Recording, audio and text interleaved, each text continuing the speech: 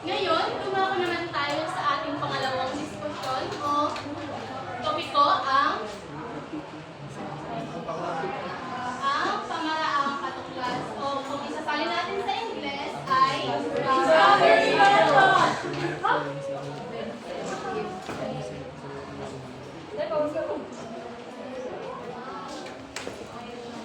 Ano nga ba ang pamaraang katuklas? Ako nga po pala si Binibining Christy Mary Yapiho, ang inyong tagapag-ulat sa araw na ito. Ano nga ba ang pamaraang katuklas o discovery method? Pakibasa. Pamaraang pagturo sa bukod sa nagdulot ng pagbilihan ay humahamon pa sa kakayahan ng mga mag-aaral. Ang pamaraang ito ay nagbibigay ng pagkakataon mag-aaral na siyang magtuklas ng kaalaman, konsepto, kaisipan, simulan at paglalahad.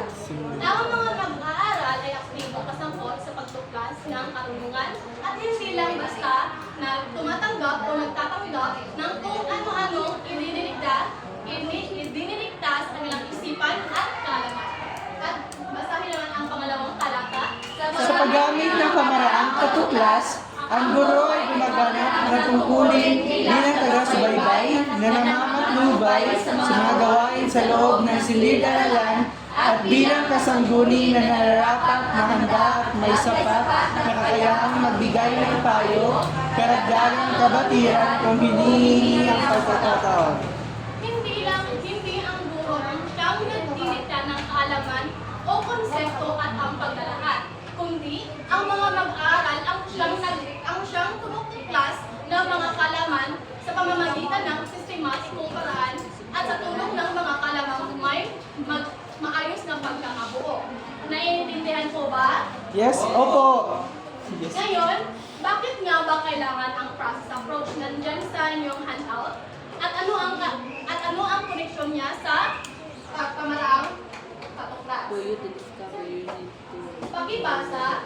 Ang pamaraang katuklas ay nangangailangan din ng kasanayang intelektual na Ito ay isang durong na binibigyan ni ay bibigyan ang kakayahan ng mag-aaral ng maraming kabatirang ipasasapulo sa kanya. Manapay ang pagsaguin ng mga aral na malayagay ang kasanayang intelektual na kailangan niya sa pagkatuto.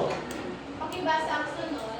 Ang pamaraang katuklas ay nangangailangan din ng kasanayang intelektual na siyang kahilingan sa pagtuturo sa pamamagitan ng process approach.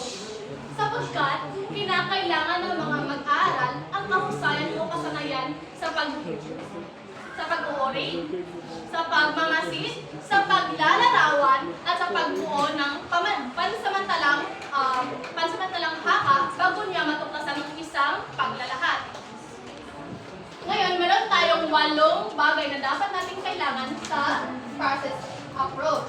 Una, ang pagmamasid. Pakibasa. Masusuli at maingat na pagtingin sa isang tao o bagay, lalo na upang makagawa ng pagsusuri o makalikom ng impormasyon. Naiintindihan nyo naman, di ba? Opo. Patuloy.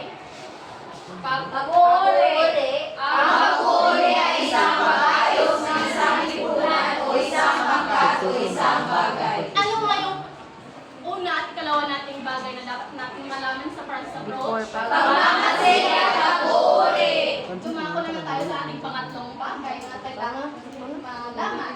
Paggamit ng pamilya, nakakatulong sa pagtukoy, ingatan ang nilalawan ng tao. Pang-apat, Pagsukat. Proseso na pagkuha ng mga numerikal na datos o sukat ng isang bagay o konsepto. ano yung mga bagay na dapat nating mga bagay na pangsukat? Ano Ruler. ang halimbawa? Ruler.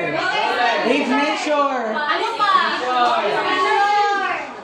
Bukan. Tama kayo.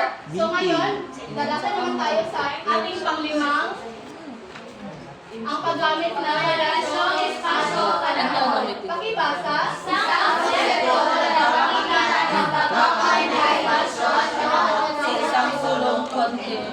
At ang pangsunod, Komunikasyon.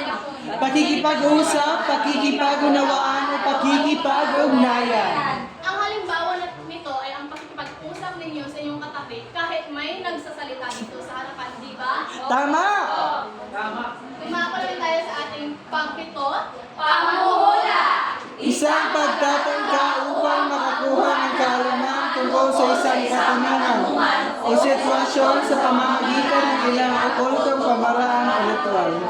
At ang panghuli ay ang pagbuo ng pananampalatayang kinuha. Ito ay isang bagay o haka na pinaghanguan ng katuwiran o paliwanag para sa isang kababalagan o pinomeno. Ano nga yung 8 bagay? Una, Pagmamasid, pag-uuri, paggamit ng pamilang, pagsukat, paggamit ng relasyong espasyong panahon, komunikasyon, panghuhula, pagbuo ng pansamantalang hinuha. Magaling!